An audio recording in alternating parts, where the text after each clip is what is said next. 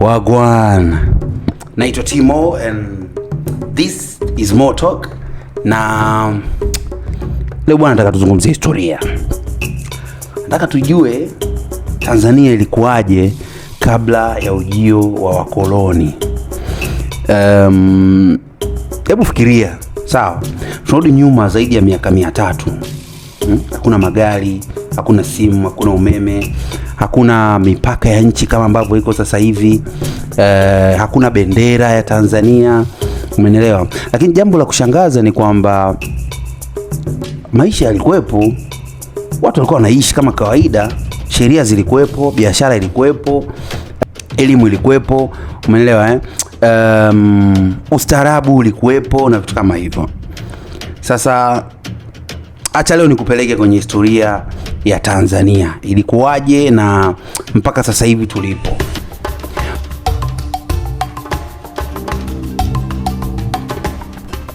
Watu wengi wanapofikiria historia ya Afrika huamini kwamba maendeleo yalianza na ujio wa wazungu, lakini kweli ni tofauti kabisa, kwa sababu kabla ya Mjerumani au Mwingereza kufika katika ardhi ya Tanzania ama ardhi ya Afrika, eneo ambalo tunaliita Tanzania lilikuwa tayari limejaa jamii, lakini pia jamii zilikuwa zimejipanga vizuri, zilikuwa na viongozi, zilikuwa na tamaduni, zilikuwa na uchumi, kulikuwa na mifumo ya maisha iliyodumu kwa miaka mingi sana, umeelewa, kabla ya hawa wazee kufika. Lakini pia ni muhimu kufahamu kuwa wakati huo hakukuwa na nchi moja iliyoitwa Tanzania. Kulikuwa na makabila, kulikuwa na falme mbalimbali, lakini pia kila mmoja alikuwa na eneo lake na viongozi wake na mila zake. Wasukuma walikuwa zao Mwanza huko, Wazalamu walikuwa zao Pwani, Wahehe walikuwa zao Iringa huko na maeneo mengine. Lakini katika maeneo ya magharibi waliishi Wanyamwezi ambao walikuwa ndio wafanyabiashara hodari, umeelewa bwana, na walikuwa wana uwezo kuvuka maelfu ya kilomita, si umeelewa, wakiwa wamebeba sawa bidhaa na misafara mikubwa sana. Nakumbuka kwenye historia tulikuwa tunaambiwa kwamba watu walikuwa wanatoka let's say Tabora huko, wamebeba mizigo wanaileta mikoa ya Pwani, Tanga, Bagamoyo, umeelewa, na Kilwa kwa ajili ya kufanya biashara na wale wageni ambao ndo walikuwa wanaingia kwenye pwani ya Afrika Mashariki. Kwa hao ndo walikuwa wanaweza kuja na vitu vingi sana kutoka mikoa ya magharibi mwa nchi. Lakini pia kaskazini kuna Wachaga ambao walitumia miteremko ya mlima Kilimanjaro kufanya kilimo cha hali ya juu kwa kutumia mifereji ya umwagiliaji, au walikuwa wanafanya zaidi kilimo, umeelewa bwana. Na niliwahi kusikia kwamba baadhi ya maeneo ambayo yanazunguka mlima Kilimanjaro yanafanya kilimo pia cha maua. Umeona, wote tunafahamu kwamba maeneo ya baridi ni maeneo ambayo baadhi ya kilimo cha umwagiliaji huwa kinakuwa na impact, au sio bwana?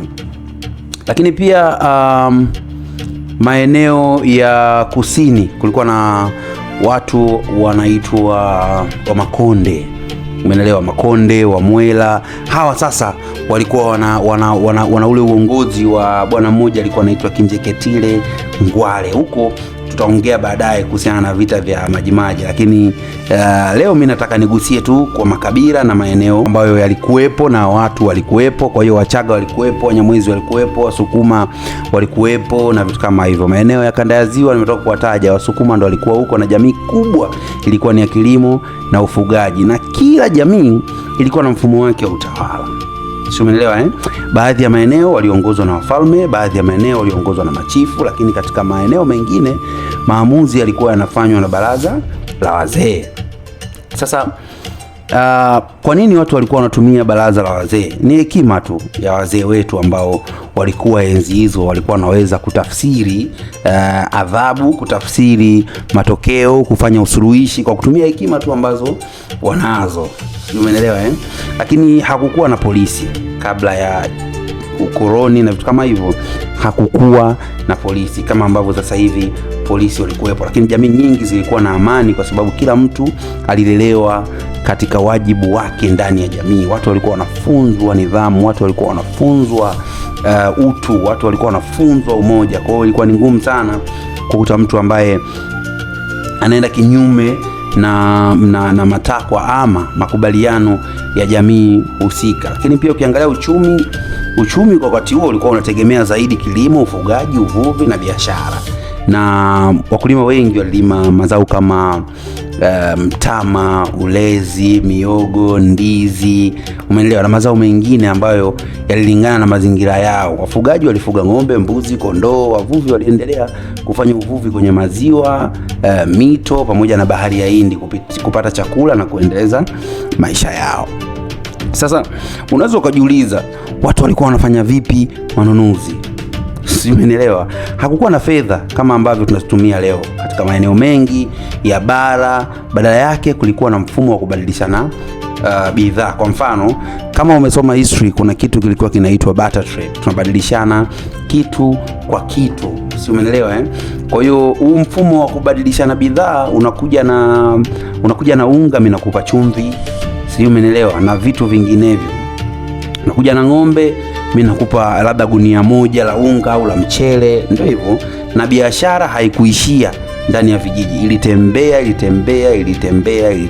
kiasi kwamba pwani ya Afrika Mashariki ilikuwa ni moja ya maeneo muhimu zaidi ya biashara duniani kwa wakati huo. Yaani dunia nzima ilikuwa inaiangalia pwani ya Afrika Mashariki kama sehemu nyeti ya kibiashara. Sasa leo mimi of course niko Dar es Salaam jamani, au sio?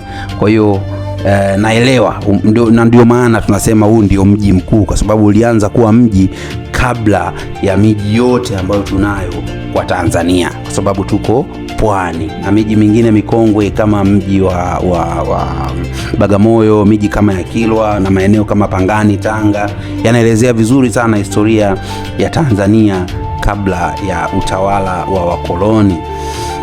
Sasa kutokana na hii pwani kuwa imechangamka sana kibiashara, meli zilikuwa zinatoka Uarabuni, Ujerumani, Wajemi, India, China, zilifika katika bandari za Kilwa, Bagamoyo, Pangani na Zanzibar. Lakini pia walileta vitambaa, walileta shanga, walileta vyombo vya kifahari na bidhaa nyingine. Lakini kutoka Afrika walichukua pembe za ndovu, dhahabu, ngozi, viungo na bidhaa nyingine nyingi sana.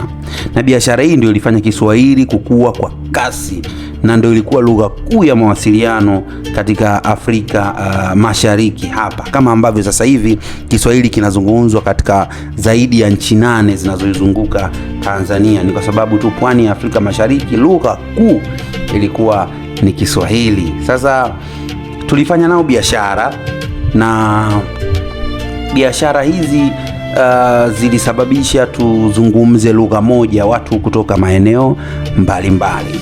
Lakini licha ya sisi kuwa tunafanya biashara, jamii hizi zilikuwa na teknolojia zao.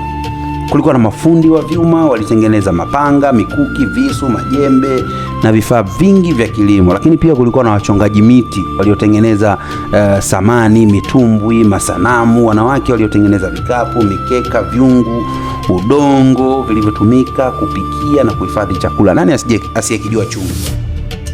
Nani hakijui chungu? Mtuambie, nani hakijui chungu? Chungu ni matokeo ya Waafrika kufanya Uafrika wao, wakapata bidhaa hiyo ya chungu, umeelewa eh? Na baadhi ya maeneo mpaka leo wanapika kutumia vyungu. Na brother, kama hujawahi kula chakula kilichopikwa kwenye vyungu unakosa uondo, au sio bwana eh? Lakini katika baadhi ya maeneo watu walikuwa tayari washajenga mifumo ya umwagiliaji, namna ya kuhifadhi chakula. Lakini pia elimu nayo ilikuwepo, ingawa haikuwa ya darasani kama ambavyo tunaifahamu leo. Mtoto alifundishwa tangu akiwa mdogo jinsi ya kuwajibika. Wavulana walijifunza uwindaji, kilimo, ujenzi na ulinzi wa jamii zao. Lakini wasichana walifundishwa malezi, biashara ndogo ndogo, upishi, usafi na uendeshaji wa familia. Lakini wote kwa pamoja walifundishwa maadili, ukweli, heshima, mshikamano na historia za jamii zao. Hakukuwa na vitabu vingi vya kihistoria, lakini historia ilisimuliwa kizazi baada ya kizazi. Kama una kumbukumbu nzuri, utakubaliana na mimi kwamba kipo kipindi ambacho tulikuwa tunaitwa na mababu zetu tunasimuliwa hadithi. zile hadithi zilikuwa ni sehemu ya wao kuhamisha historia kutoka kwao kuja kwetu. Ndio maana kabla ya hadithi kuanza walikuwa wanasema hapo zamani za kale. Maana yake hapo kipindi cha nyuma, inawezekana hata babu yako alikuwa hajazaliwa. Hicho ndo ambacho walichokuwa wanajaribu kukiaddress. Kwa hiyo historia ilitoka kutoka kwa babu mmoja kwenda kwa mjukuu, na huyo mjukuu akiwa babu ana shift kwenda kwa mjukuu, mjukuu akiwa babu ina shiftiwa kwenda kwa mjukuu. Kwa hiyo hivyo ndo namna ambavyo historia ilikuwa inahamishwa. Lakini katika upande wa dini, karibu kila jamii iliamini uwepo wa muumba mmoja mwenye nguvu zote, ingawa walimtaja kwa majina tofauti. Na pia waliamini mizimu na mababu kama sehemu ya urithi wa familia. Kulikuwa na waganga wa jadi waliotumia mimea kutibu magonjwa mbalimbali, lakini maarifa hayo baadhi yake bado yanatumika mpaka leo. Umeelewa bwana eh? Kwa hiyo sio kwamba watu walikuwa waamini Mungu, hapana. Waliamini Mungu ambaye ameumba dunia na vitu vyake, lakini pia waliamini mizimu iliyowatangulia kwenda kuiomba kwa ajili ya kupata matokeo. Lakini vile vile kulikuwa na wazee wa kazi, waganga wa kienyeji ambao pia walikuwa wanafanya matibabu, na baadhi ya jamii waganga wapo mpaka leo na watu wanaoamini na wanaendelea kupata matokeo. Wewe je? Matangazo ya zamani yanakwambia wewe je, uko tayari kwenda kupata majibu kwa mganga? Umeelewa bwana eh?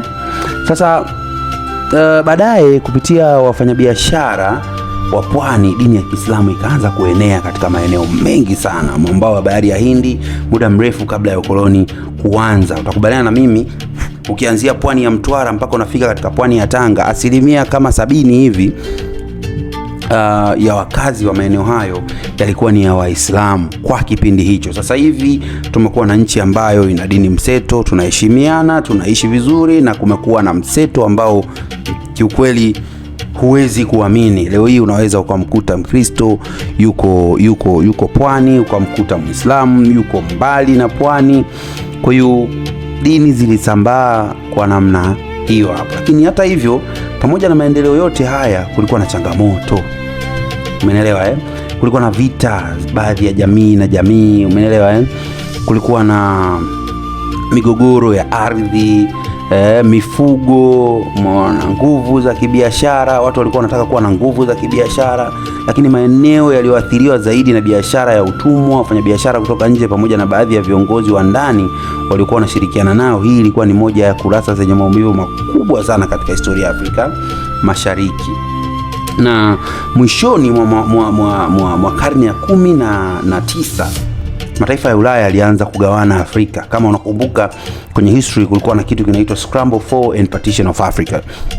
Kwa hiyo mwisho wa karne ya 19 mataifa ya Ulaya yakaanza kuingia na kugawana Afrika. Wajerumani waliingia katika maeneo mengi sana ya Tanganyika, wakafuatiwa na Waingereza, na baada ya vita kuu ya kwanza ya dunia, mfumo wa jadi na utawala ulianza kubadilishwa, mipaka ikawekwa, elimu za kimagharibi, dini ya Kikristo na mifumo mipya ya uchumi ikaanza kuenea. Lakini jambo moja halikubadilika: urithi wa mababu zetu bado unaishi ndani yetu. Lugha ya Kiswahili tuliyoizungumza leo ilitokana na historia hilo, naamini na historia hiyo. Lakini mila nyingi tunazoziona vijijini zina mizizi katika kipindi hicho. Hata baadhi ya mbinu za kilimo, tiba za asili, sanaa tunazotumia leo ni sehemu ya urithi wa Tanzania kabla ya ukoloni. Kwa hiyo tunapoizungumzia historia kuhusu Tanzania, tusianzie kwenye ujio wa wakoloni tu, au sio bwana? Historia yetu ilianza muda mrefu kabla yao. Mababu zetu walikuwa na maarifa, walikuwa na mifumo ya maisha, walikuwa na biashara, walikuwa na viongozi, walikuwa na elimu, walikuwa na ustaarabu wao. Na huo ndio ukweli ambao historia inatukumbusha. Asante kwa kusikiliza. Umefurahia nini kwanza kwenye simulizi hii? Lakini pia nataka uniambie, wewe historia inakugusaje? Wewe ni nani? Wewe unajijua ni nani? Wewe ni kabila gani? Ulitokea wapi? You can put some comment hapo. Uniambie. Kuna watu wanasema Wangoni, jamani, Wangoni wanatusumbua sana. Sisi ni Wasauzi, sisi ni Wasauzi. Wangoni, go back home. Go back to your country. Naitwa Timo and this is More Talk. I'm out.